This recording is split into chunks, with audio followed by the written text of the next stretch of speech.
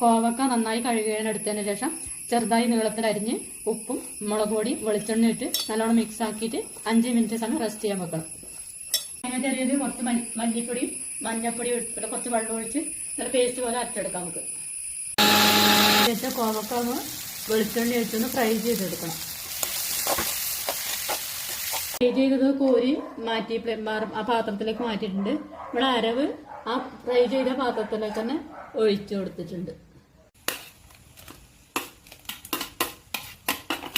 ചെറിയ ഉള്ളി, ഇഞ്ചി ചതച്ചതും കുറച്ച് കറിവേപ്പിലയും കൂടി നമ്മൾ അരവിലേക്ക് ഇട്ട് കൊടുത്തു. ഇനിയിപ്പോൾ അത് ഒന്ന് ഇഞ്ചി ഇട്ട് തിളച്ച് കഴിയുമ്പോൾ നമ്മൾ ഫ്രൈ ചെയ്ത് നമുക്ക് അരവിലേക്ക് ഇട്ട് കൊടുക്കാം. കറിയെല്ലാം കുറുകി പാകമായി വന്നിട്ടുണ്ട്. ഇനിയിപ്പം ഗ്യാസ് ഓഫ് ആവും. എല്ലാവരും ഈ കറി കോവക്ക ഉണ്ടാകും. അധികം കോവയ്ക്ക് ഒരു 5-6 കോവയ്ക്ക് ഉണ്ടായി തന്നെ ഇപ്പം കറി ഉണ്ടാക്കാൻ പറ്റും. അപ്പോൾ നമ്മൾ ഫുൾ വീഡിയോ ചാനലുണ്ടാവും. അപ്പോൾ അത് കയറി നോക്കിയിട്ട് അഭിപ്രായം അറിയിക്കും.